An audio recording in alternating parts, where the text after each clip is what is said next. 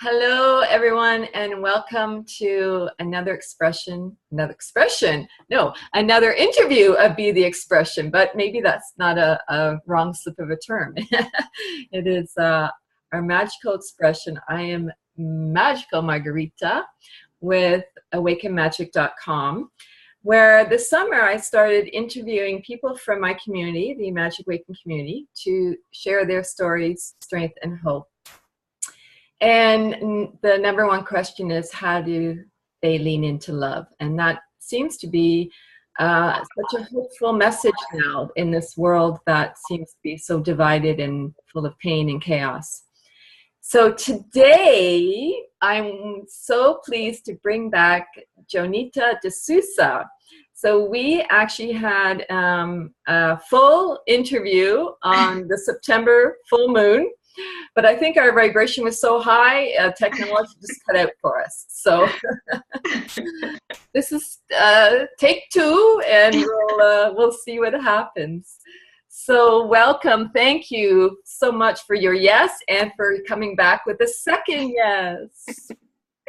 Such a pleasure. I had such a good time with you last time, and I couldn't wait to talk again. I think, yes, you're right. Our vibrations were much higher than the electronics could hold. Yeah, that's a lot has shifted in just 2 weeks. And we, when you watch this, it doesn't matter the time if it's in the replay, but the energy that's present right now is always going to be captured in this moment. So we're just before the September new moon and the fall equinox. So the veil is thinnest. And Jonita is so much like myself in our work in the world, which is bringing out magic and the magic of women and their playfulness and their sparkle. So, but Jonita, let me just ask you from our last interview, you have had an incredible journey to get you to where you are. And that was, you lived and you were born in India. And then you went on a search, and I'd love for you to share that search with us. And now you're living in the UK, in London, is it? Mm-hmm. Yes. In London. Yeah. So my question at that time was, what was your spiritual awakening? And yeah, please share with us. Yeah. Thank you for asking me again. I like sharing my story because I know that so many of us can relate to each other with our stories. And so for me, it was growing up in India and just knowing or finding out what it means to be an independent woman.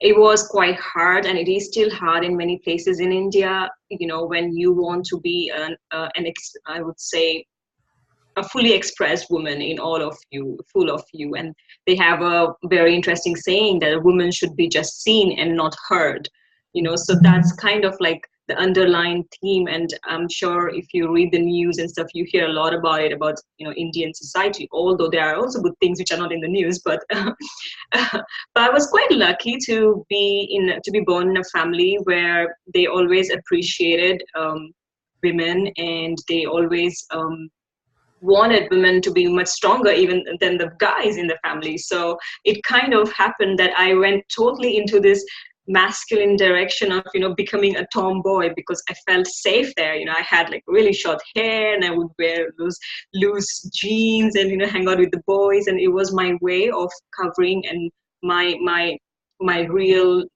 I mean, rawness, I should say, and feel safe in that environment. And it was all cool. But, you know, as I was growing up, I really wanted to know or to experience independence, like where I can do what I want, you know, wear what I want without being, you know, teased in the streets, or sometimes even just grabbed in the streets. You know, it's happened with me so many times. And all these little things literally just kind of leaves a dent in, you know, in you, like something is wrong with you, or they look at you with dirty eyes, or, you know, like what's going on, you know. So I lived in a lot of guilt and shame. And then I got an opportunity to come to London, and I thought, wow, that's it. I got my freedom. I'm going to be an independent woman now. So obviously the freedom was misused to a big extent. I should say I started, going into parties, drinking alcohol, drugs, and like, just doing whatever I could, just to feel free. Yeah. I was a free bird after all, but then I just ended up being just burnt out. I realized that women in the West, I realized this really important difference, that women in the East do not have that space to express themselves, and that's one of their biggest wounds. And women in the West, it's quite opposite. They have this space to express themselves, but they are kind of not in touch with their essence. Like they're kind of lost in just the outer appearance. There's so much of competition in looking good and looking sexy, and everyone is just striving for that. Success means good looks. That's it. So I just got totally lost, and I think everything happened at the same time. I heard the news of my father passing away. And then my job was stressful, and all this, the party lifestyle and all this were actually kind of, having its side effects on me, and my health went bad, and I just went into a state of depression, and I just didn't want to go back home because I was scared to face the reality back home after my dad passing away. It was a very painful time. And I didn't want to even live here in this country. So I just didn't know what to do. And so, yeah, so I was there. I had eczema all over my body. So eventually I was totally depressed. I couldn't cure it. I was on steroids. I had a relationship which turned into very abusive one. So that killed my self-esteem. So all of that happened at once, and I just couldn't understand. And I remember I used to have angry conversations with God, that why are you doing this to me? Or if you don't like me, then just kill me, but don't do this to me, and things like that, And I accidentally stumbled upon the town of Glastonbury. And that was really interesting because I was surprised what the hell is going on there. All these crystal shops and all these women. And I mentioned this to you last time, that I saw these older women and they were just glowing from the inside out, sparkle in their eyes. And I don't know, I wanted to be like them when I reached their age, and I was miserable at that time. So I just, literally followed a few women and just started asking them what's going on. And they were talking to me about some goddesses, and all I knew was, Christian upbringing. So all I knew was God the Father. And so all of this experience actually led me to inquire my essence. And I met a teacher there, and she told me that the most powerful work that someone can do is to show the other person their essence. And that shocked me because I didn't know who I was. I didn't know what my essence was, and I didn't even know what it meant. So that's where it started for me. I went into a 2-year deep dive journey of, discovering, initiating in different aspects of the divine feminine, which kind of led me to connecting back to my essence and understanding what the beauty of womanhood is. Yes. Yeah. Yeah, and the healing in sisterhood. I mean, it just expands the heart, and that's why we are glowing, because our cup is overflowing. Yeah, and it is hard to see that. It is very hard to see that kind of examples in our day-to-day life, because on a general basis, we don't see women like this. And I had not seen women like this anywhere, except in that small town. And so I thought it was something about the town. But but it is true. And when you said that, yes, like, the women of your age, and like, because your cups are full. And we don't even know what that meant, because everyone is in kind of like a burnt out state, stressed out state all the time in the cities, and without even realizing. Right. So yeah, so that's what my awakening was, and I realized that I need to learn more about it, and I need to speak to women about it, because that's how I will heal. And yes. So grateful that you're doing this work as well. Yeah.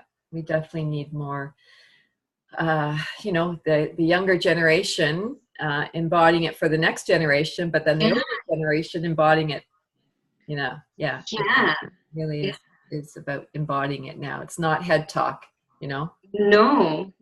Bringing Yeah. it and being it. Yeah. Yeah. So I'd like to ask you, like, I mean, that to me, that is how you lean into love, into your womanhood. But is there anything, another practice maybe, or what is your main practice of how you lean into love? So I live in London, as you said before, and it's quite busy out here. And for me, it is important that every day I spend 15, 20 minutes in silence. And this is my way of leaning into love, because I realized it was in one of the shamanic ceremonies that I had this out of body experience, and I saw the magic that we are. You know, I saw my body fully transparent, and every single um, blood cells and bones and all those muscles and veins and nerves just moving in and out and through our bodies, and just to make me happy.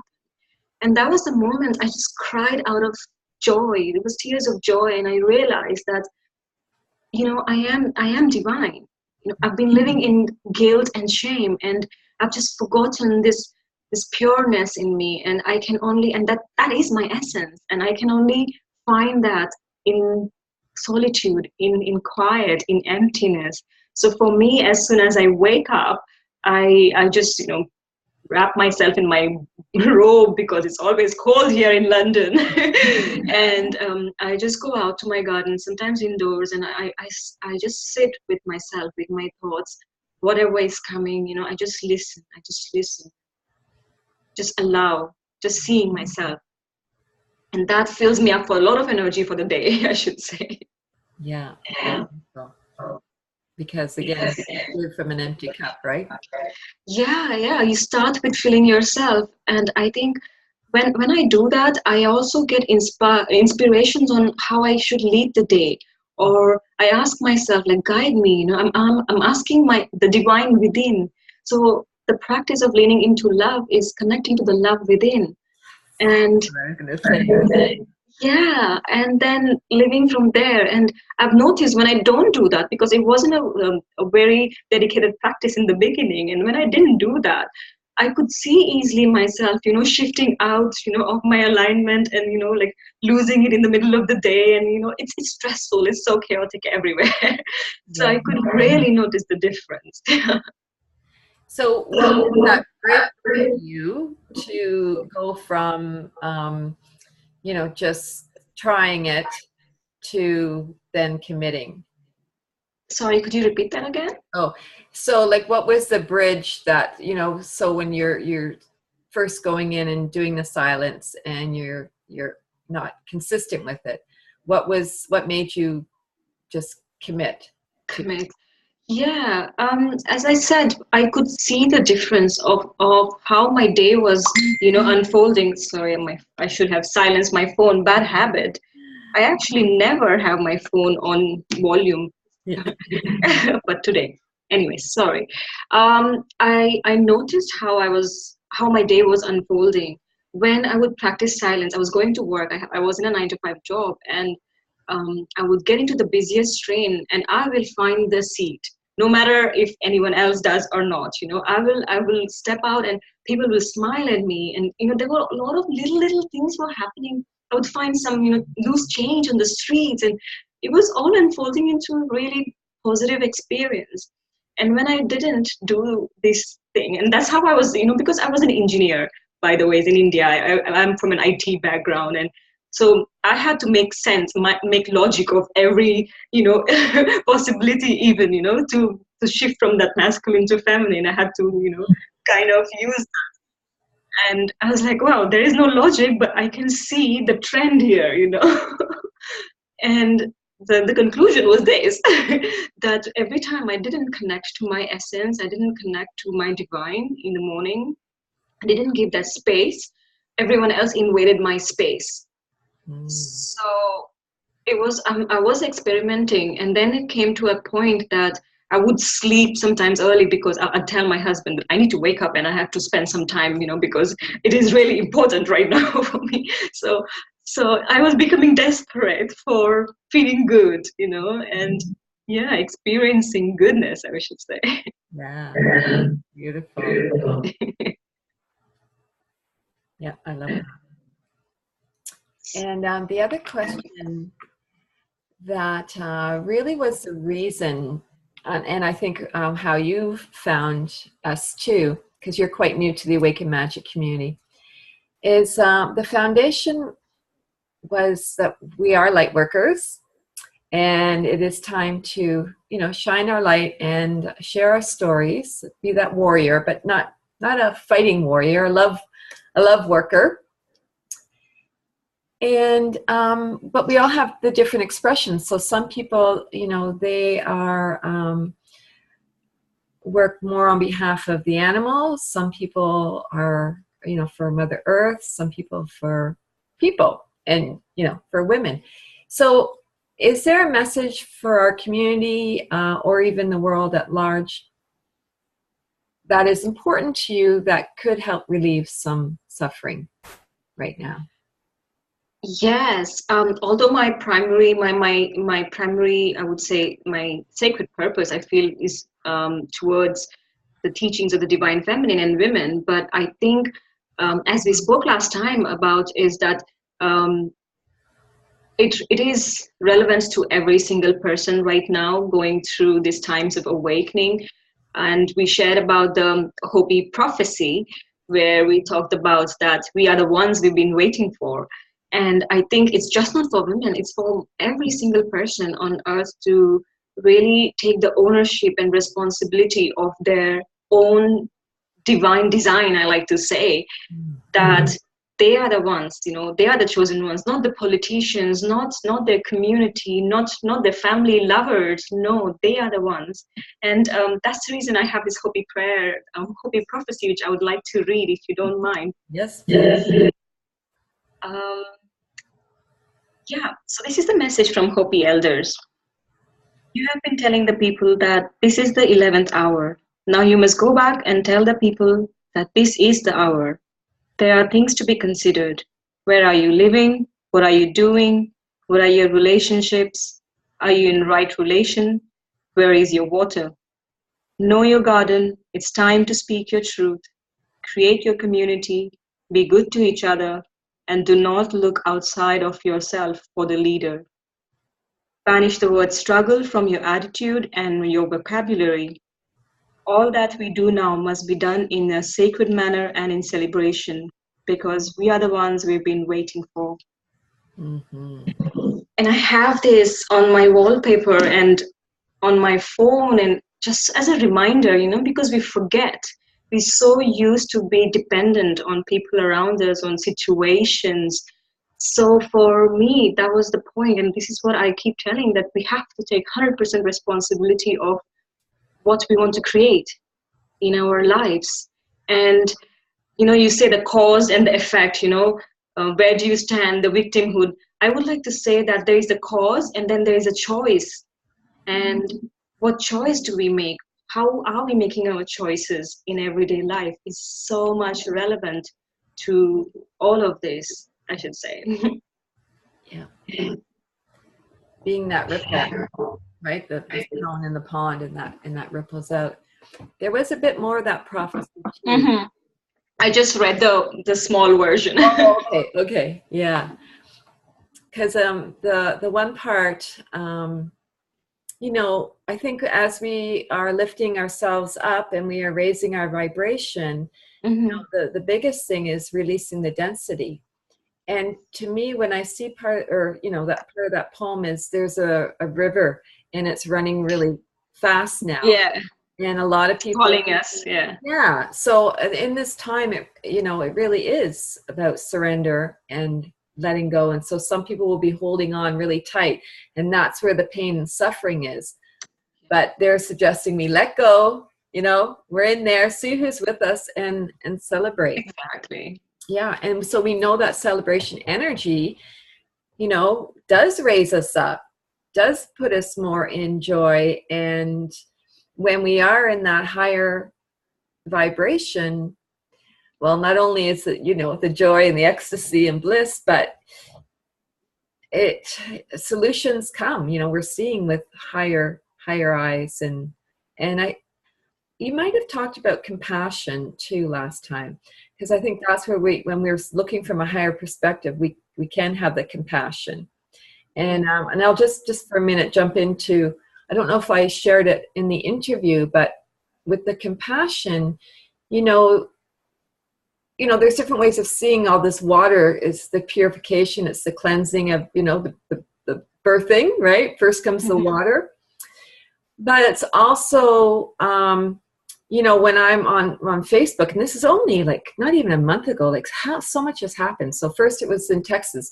So Houston, and everything was Houston. And I was saying, so as a Canadian, I can see much broader. And I'm like, well, what about India? I mean, they've had more people die in the floods. So then it was like, okay, no one really heard that. But then it went to the Caribbean. Yeah. So and those are like brown people. So maybe the people not many are talking about that. Yeah. And then it goes to Florida. So, and they also have whatever. It's just an outsider's perspective of the clash of the division of races. So, well, maybe the people in the States can have a broader look to, it is other places, and as we release that density and release those chaotic thoughts, Mother Earth will calm down too, don't you? Yeah. So again, it's all about us doing the work on ourselves, because what is happening in the world is a reflection of our own energy, like what we've been giving out. And as you said, that Mother Earth will respond, it is responding already. and the more we shift towards love, the more we will witness shift in the consciousness of the planet. And that's the only way I can see for you, for me, and all the light and the love workers here. Yeah, because with our hearts being cold and closed, it's also a reflection of tears are flowing. It's our hearts are melting, and it's like, it's like a release that is happening.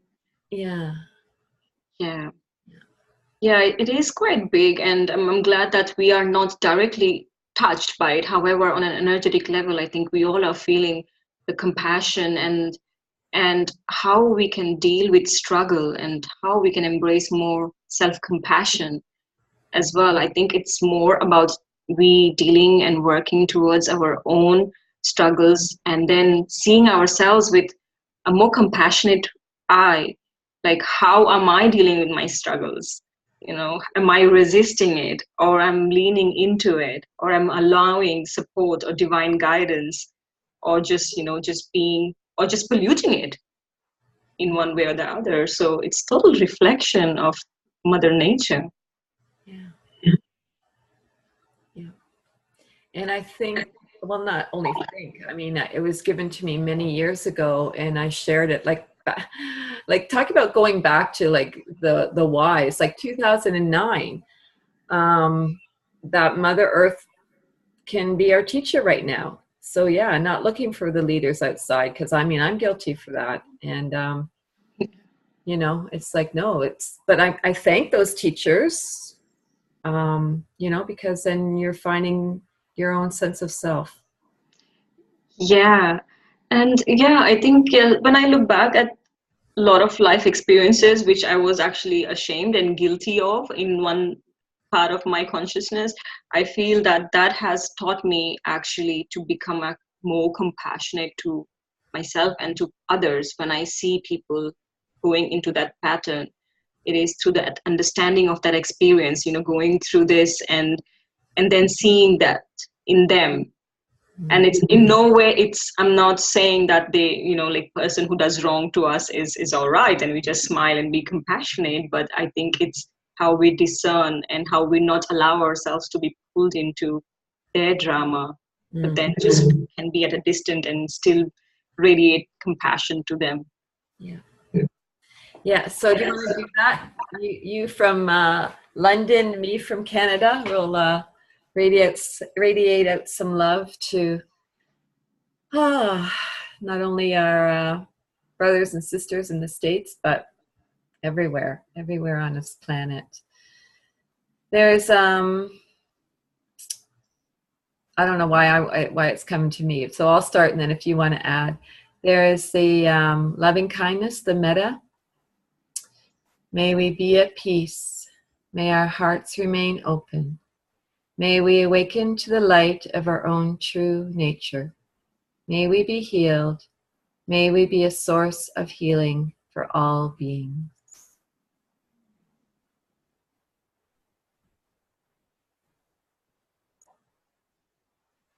Do you want to share anything, darling? I'm just feeling into it, and I just want to say, and it is done. I just want to tune into what you said, because it feels so real for me, all the way from Canada to London. And it is done.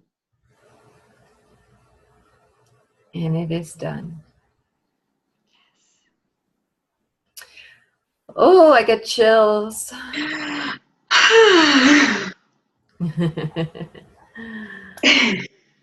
So, well, on that note, I'm going to ask you to share how people can connect with your beautiful essence and how you can help them find theirs.